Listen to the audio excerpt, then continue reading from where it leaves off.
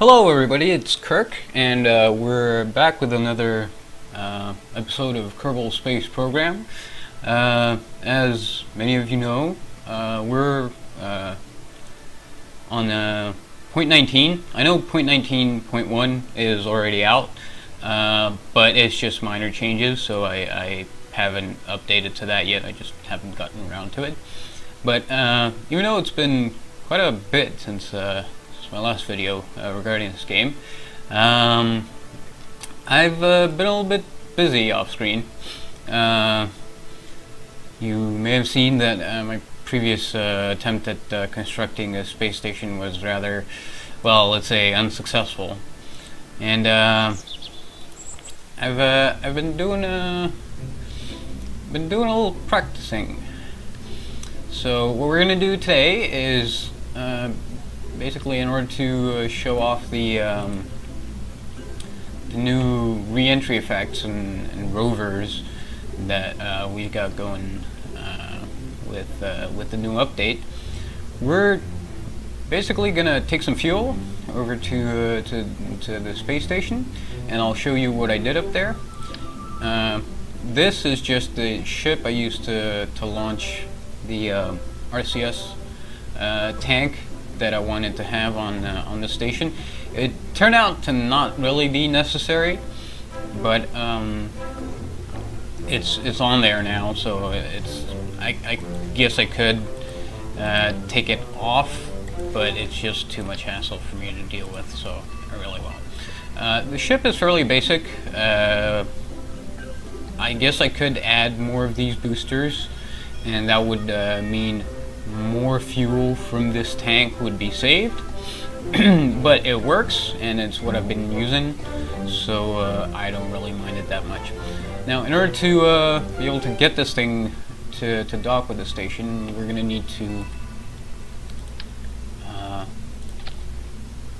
make some modifications. So we've replaced the entire possible payload of the rocket with just an adapter and a docking port. Now, this doesn't have a whole lot of RCS to it, so hopefully that won't become an issue. Now, what I want to do is just make sure that this thing is stable, so what I'm going to do is brace it with struts, right? When in doubt, add more struts. And I'm going to brace it on here, so now that part should be fairly stable. Now, another thing I want to do is just move these around a little bit so there's room for RCS thrusters over on the side, because I want it to be fairly balanced that way. Okay. Let's go ahead and carry a little bit more RCS, just to make sure that any piloting errors are, well, accounted for. Alright, so we're going to rename this to fuel delivery. Whoa. Fuel delivery. Let's save it and launch. Now, what I also want to do is just make sure that I don't have to circle the planet a bunch of times in order to be able to rendezvous with the man, it's taken a while. In order to rendezvous with the station. So let's go ahead and move on over to map mode. I also want to do this during the day. So what we'll do is, and as you can see, there's already the station is already in space, and I've also got a Kerbal Aeronautics and Space Association mapping satellite in polar orbit going on here. Basically, we're going to wait for it to be daytime, and then we're going to wait for the space station to be properly aligned. ahead and set that as our target while we're at it. Now I want it to be just above this continent here. It's something that you establish. So the launch window is basically something you establish through trial and error. At least that's the way I did it, because it really depends on the altitude of the station's orbit. So I just tried a bunch of times until I got it to work. So this is the new launch pad, no more launch tower. We have a fairly simple rocket going on here. So let's go ahead and turn on the SAS, throttle up, and launch. You can see the thrust to weight ratio is just enough to take this off the ground. If I put a payload up on there, I really have to be careful, because sometimes it'll just be at a dead stop, and then as the fuel drains from the tanks, it will actually get lighter and start to gain some altitude. But as you can see, it's not going really fast. So we're coming up on staging here, and there we go. Now, a number of issues I've had with this is that the connection between this orange tank here and this little tank here isn't actually all that strong, so you get a lot of wobbling here. So I've actually had to brace these with struts in between the two tanks. You can't see them, but the fact that this setup is stable at all is a testament to the fact that that works. Now we start off with around 10,000 units of fuel, and as you'll be able to see later on, what actually gets to the station is about 1,000 units of fuel. So this just goes to illustrate the value of actually having the fuel already in space that you can use to that's my turn there.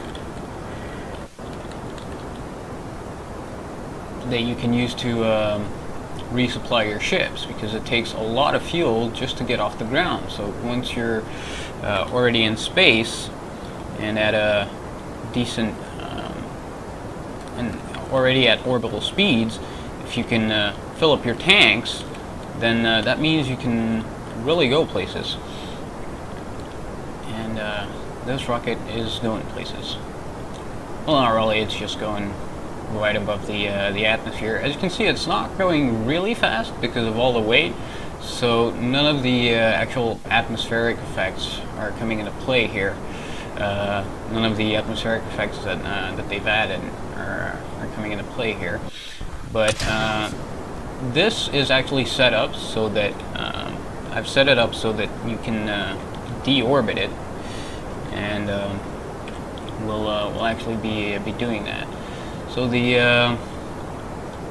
orbit looks like it's aligned.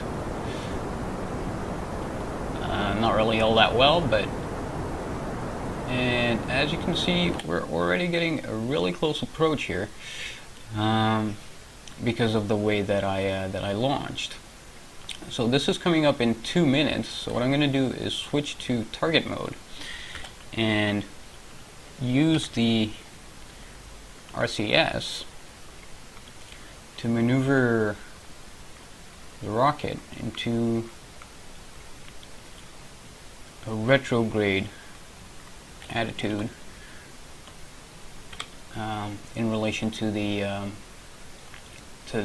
target. Also add a maneuver here, not for any sort of actual maneuvering, as in I don't necessarily need the indicator. It just tells me how long until I have to burn, and as you can see, the station's right there. So this is a timer that tells me how long until closest approach. Now the velocity differential between the two is shown by the actual speed regarding in relation to the target. So I know that I have to burn about 1,000 meters per second, meaning that in about a minute, as you can see, I'll be really close to it. But this burn is going to take, depending on your engine, obviously, I am using a mainsail here, is going to take about 30 some seconds of its own. So I don't want to be too far away from it when I burn, because that means the approach will be all that much more difficult.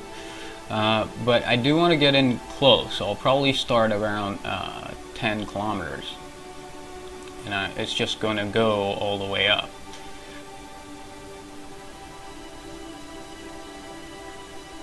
And burn.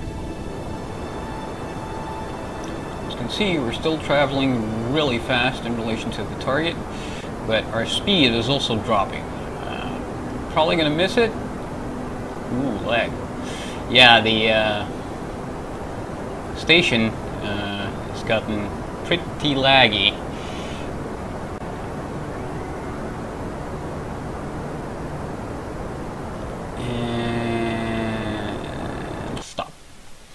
Okay, now the reason I stopped there is because I was going really fast in relation to the station, and what I'm going to do is I'm just going to kill the rest of my speed by doing a bit of a slower burn.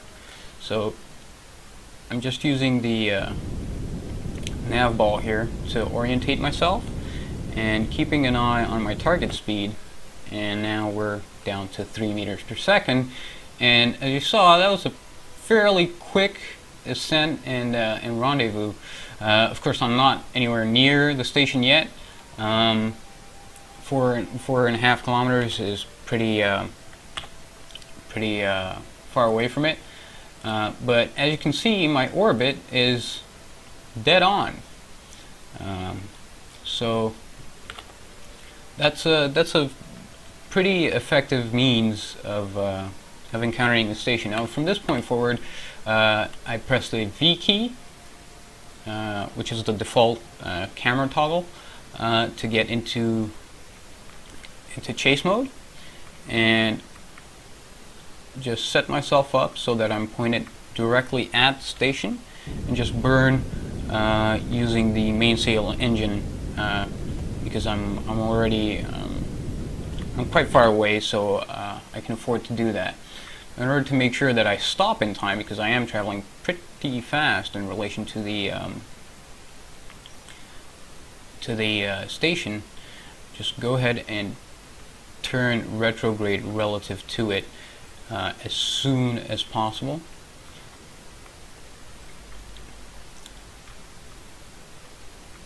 And turn off RCS and just check what my closest approach is. So as you can see, it's about 300 meters. So I can just turn the camera now and check exactly where, and just check my my approach.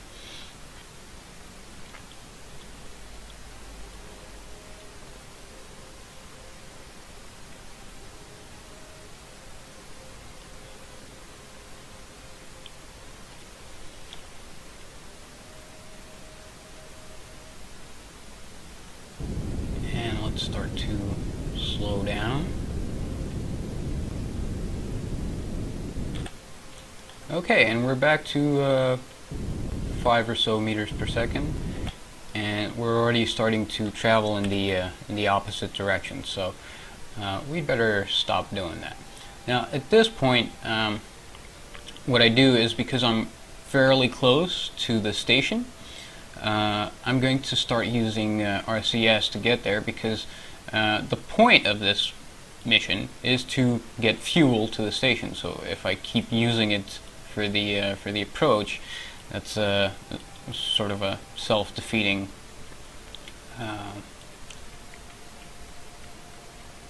notion there. So start using RCS. As you can see, I'm pointed retrograde, and using the IJKL HN keys to null my my velocity here. And we're down below 1 meter per second. So what I'm going to do now is just point myself directly at the pink marker on the nav ball. I forgot to put lights on the end of the tank here, so this may prove to be a little bit more difficult than I expected. Partly because the station is actually a little bit crowded at the moment, and you'll see what it's actually crowded with as soon as I get there.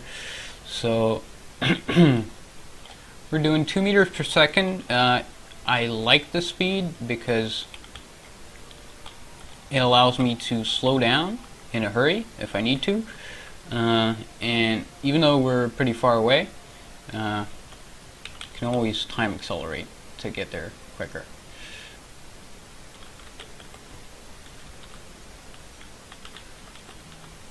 Okay, and just make sure my approach vector, which is the yellow marker, continues to be lined up correctly with the station.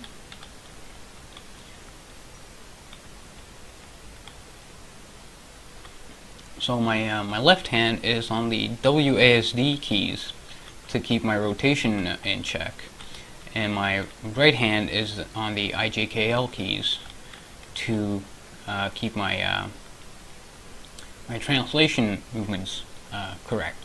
So it takes a little bit of practice, but once you get used to it, it's really the best possible setup that you can have. I started playing, or I started attempting to dock after the docking feature here on the bottom left was introduced, and I actually tried it for a while, but I kept having to switch between staging and docking in order to be able to do anything, and that really it's really inefficient. So here's hoping they it's really, I don't think it was a necessary feature, but I think they tried to make it a little bit easier for people to dock, but it really is just a matter of practice, unless you're using with Jeb or some other docking aid. So we're now fairly close, and we're going to need to stop pretty soon to find a docking port. But let's go ahead and make this a little bit quicker.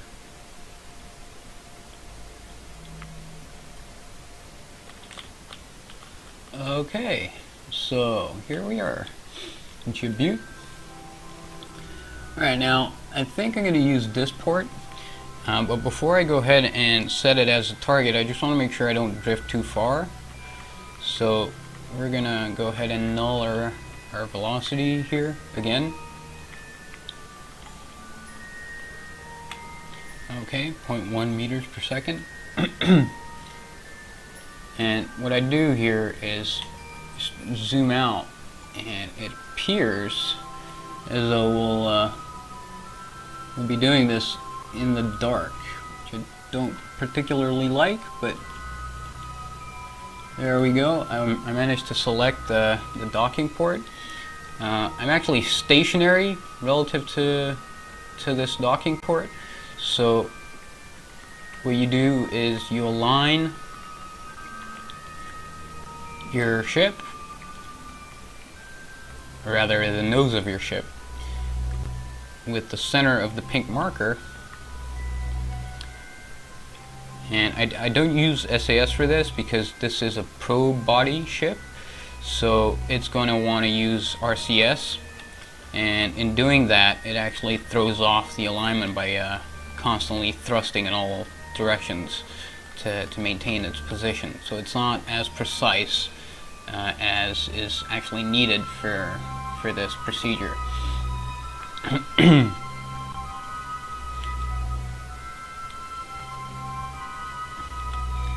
So we're moving relatively fast.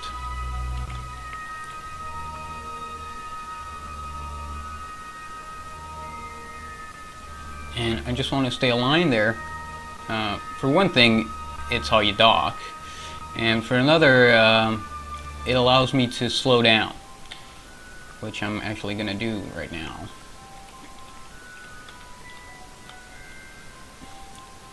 Just keep using the IJKL controls to align my approach vector with the center of the pink marker.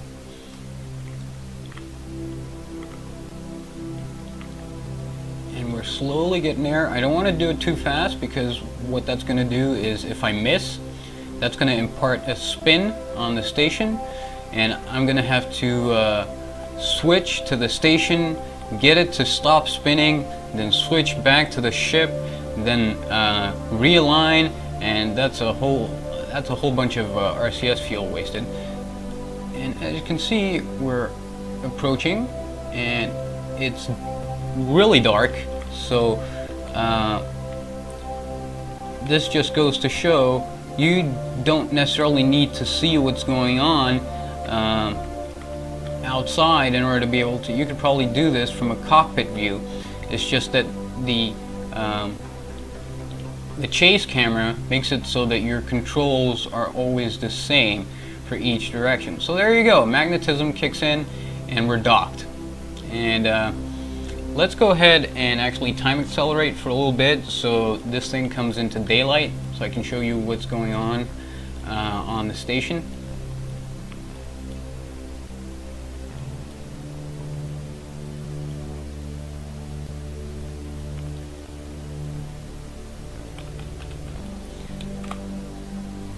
And here we go. So this is the fuel tank that we had on the ship prior to launch. We have a rover here that it's called the Universal Manned Rover. I'll be using this to explore other planets, other bodies in the solar system. This was actually brought up here by the same exact ship. I had to hack around in the ships folder to actually get it. I built this in the spaceplane hangar, and then I moved it into the VAB. Then I had to turn it upside down and build the launch vehicle underneath it. And because this this pod was actually pointed sideways, all the symmetry settings got screwed up, so I had to place everything manually. It was really a hassle. And then once I got up here, I realized that it doesn't actually have docking. It doesn't actually have RCS thrusters on the side. So docking this thing was it was challenging. I'll say that it was a pain. Over here on the other side, we have a space tug. Again, launched by the same launch vehicle. It's kind of heavy, so I actually had these engines turned on for the launch, which helped get it up here. It's not particularly well balanced because, well, translating with it is kind of difficult because the RCS thrusters aren't balanced relative to its center of mass. So I might deorbit this thing and build another one. Over here we have the what I call the control and living quarters. Basically it's a lander can with Jeb and Bob in it, and Bill is in the I think Bill is in the living quarters. Come on.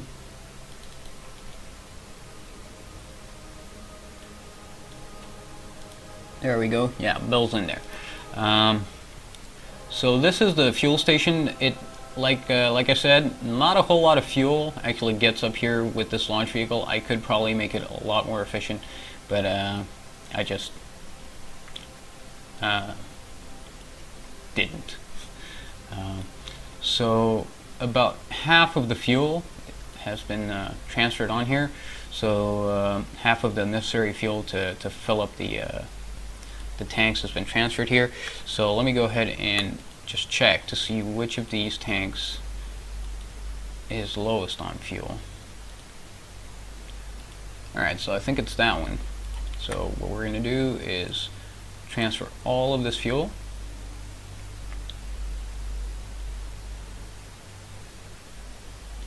into that tank.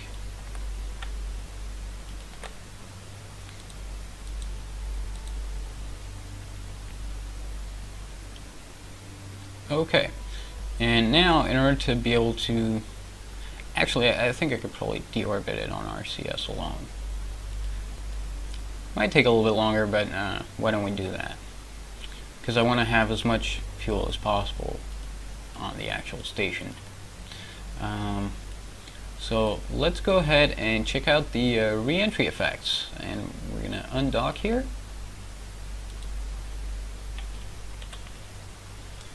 And now that we're in control of this, we're going to back it up. Whoops. So going back to chase camera using the V key on your keyboard by default. Turn on RCS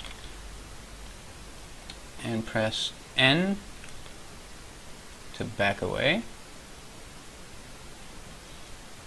And we're backing away.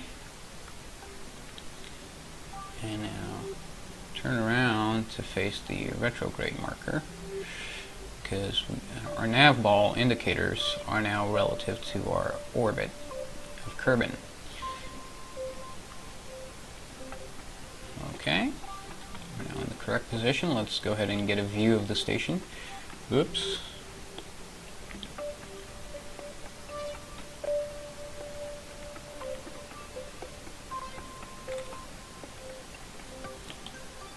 And we are deorbiting. Bye bye, station.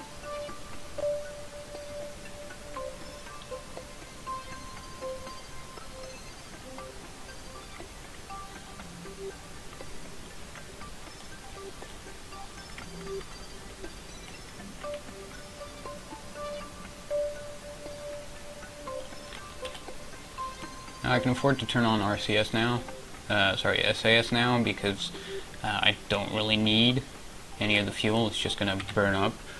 I just want to check my... Okay, so we're already in the atmosphere, so at this point we're in a decaying orbit, but I also want to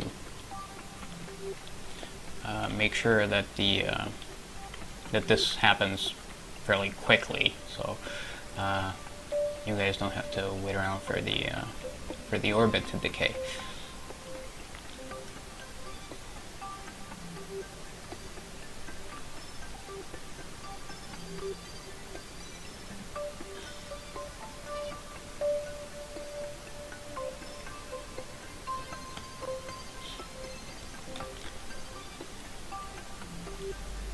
We're already 2 kilometers out from the station. It does get kind of laggy up there, so once I send up a lander, I'm not really sure how that's going to work, because the lander is bound to be fairly part heavy as well. Let's see how we're doing on the map. 31. Let's go lower than that. I'd like for this to happen during the daytime, but you know, on nighttime deorbit, it's just going to be all that much more spectacular. I guess I could do it in the twilight. So why don't we do that?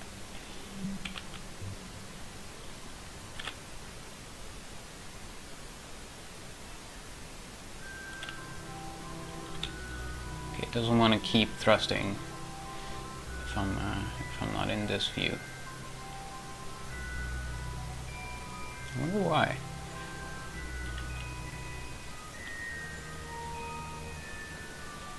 Oh, because I don't have this up. Yeah, there we go.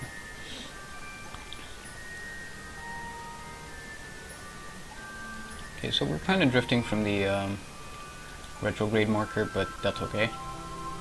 It's not really a big deal. We're already our periapse is already well within the atmosphere, so this thing is going down.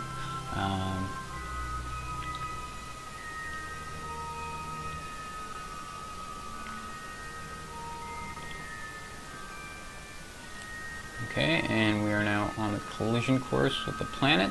And I just wanted to be sort of on the twilight side. Not the movie. The movie is bad.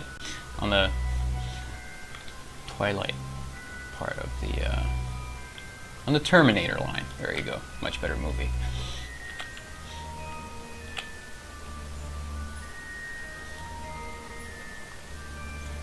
And it's fairly likely that once in the atmosphere, we'll actually get slowed down even further. So we might not even make it that far. And here you can see the debris from one of my attempts to launch one of the 4 fuel tanks that's currently up on the station, and a whole bunch of experiments going wrong over on at the Space Center. Okay, so we are now dropping, not quite like a rock, more like a missile. Let's speed up time a little bit so we can. I'm not even going to touch it from this point on. The current aerodynamic model, even though it's got its flaws, will actually point it prograde pretty quickly. So we're down to one time we're in the atmosphere, so time warp doesn't work anymore, and I don't want to do physical time warp. This should be a fairly short affair. Let's see. Can you see the station? There it is. 28 kilometers away. A fairly short amount of time. I gotta say, RCS is a powerful tool.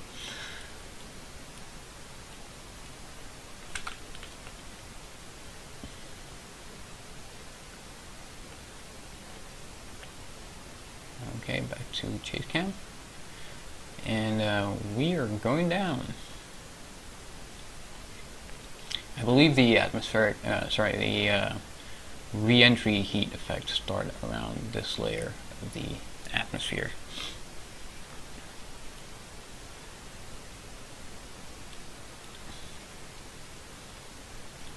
Empty fuel tank hurtling at 2.2 kilometers per second. It's a sight to behold.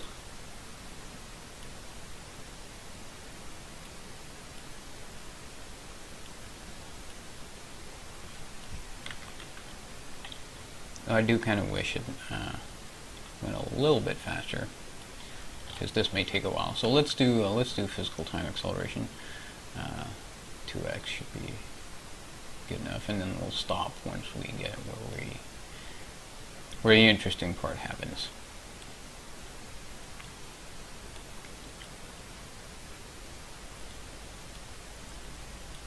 So, like I mentioned before, the aerodynamic model is such that eventually we'll actually start pointing directly prograde, and it will drop down like a proper missile. Okay, let's go ahead and slow down time. And yeah, we're going down in the twilight there.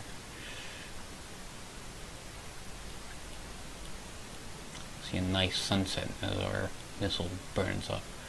And there we go. It's starting to do its burning thing. I understand that the shader that was used for this is actually a fur shader, but it looks kind of nice. It looks really good on the KSP models.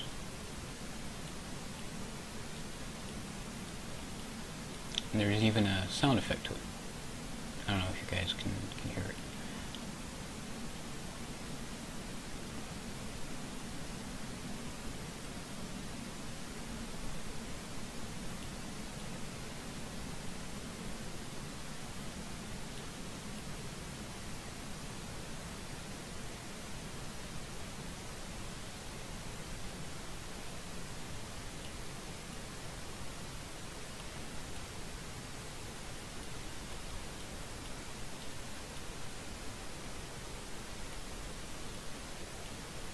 And that was it. I think the actual effect only lasts through this, so the second layer of the atmosphere. I'm not sure whether it's because by that time you're actually slowed down enough to where it's not an issue anymore, or whether it's hard coded to just act in that particular part of the atmosphere. But as you can see, we actually did drop down from 2.2 kilometers per second up in the high atmosphere to just 200 meters per second, which is still pretty fast, but it's about 1/10 of what the space station is doing.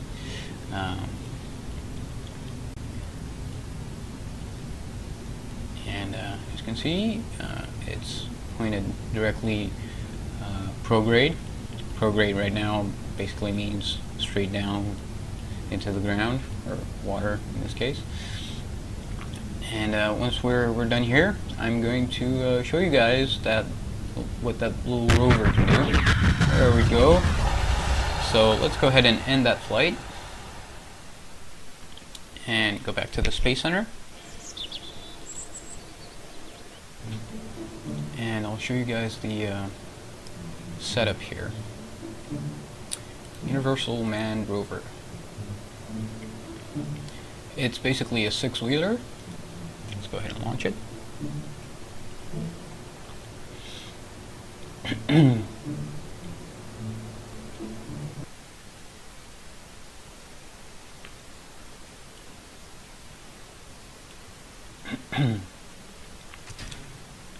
Physics kicks in. Alright, so I'm going to show you guys what I've got here. It's basically it's a 6-wheeler. It's solar powered, so there aren't any RTGs on here because I didn't want it to be too easy. It's got some RCS in case you get stranded and it's nighttime. You can use the RCS to power the thing along.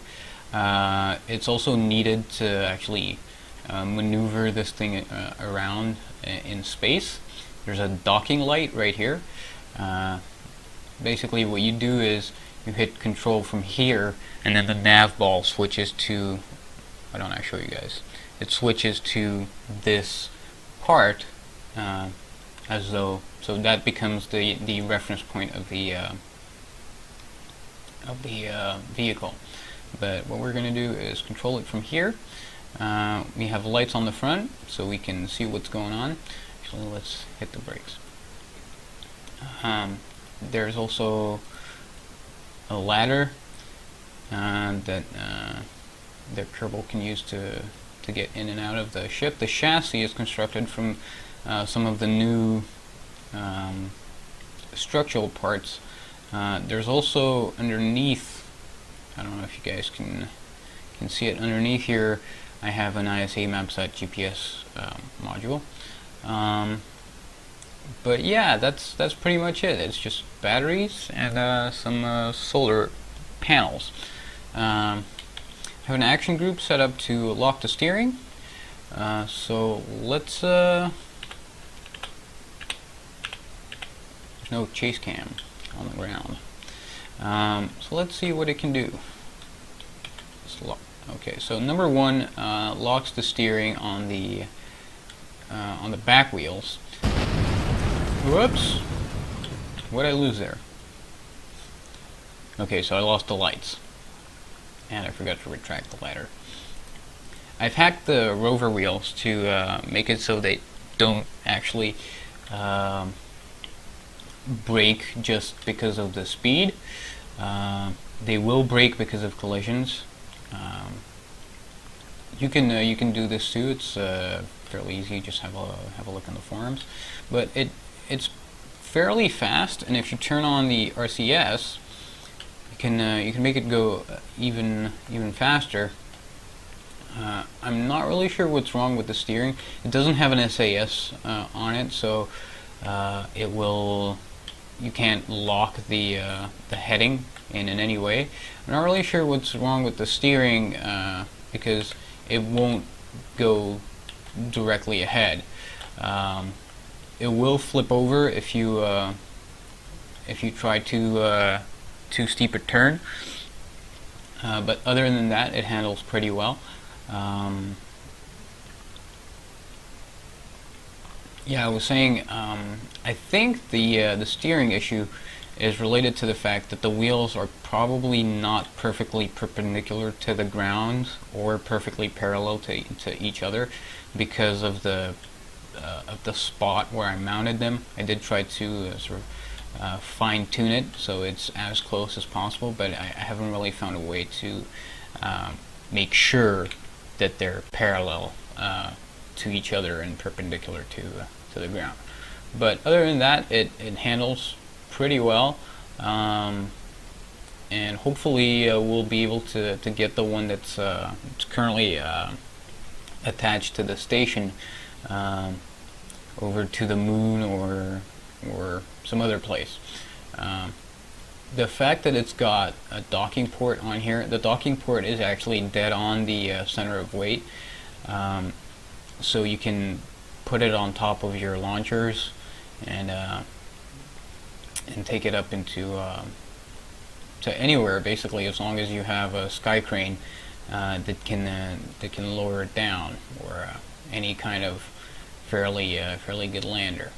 So just make sure you don't go down too steep an incline because you'll lose the lights. So yeah, if you guys wanna use this at all, just let me know and I'll provide a download of the craft file. But until next time, please make sure that you like this video if you liked it, and subscribe if you want to see more. So until next time, this was Kirk, and have a good one.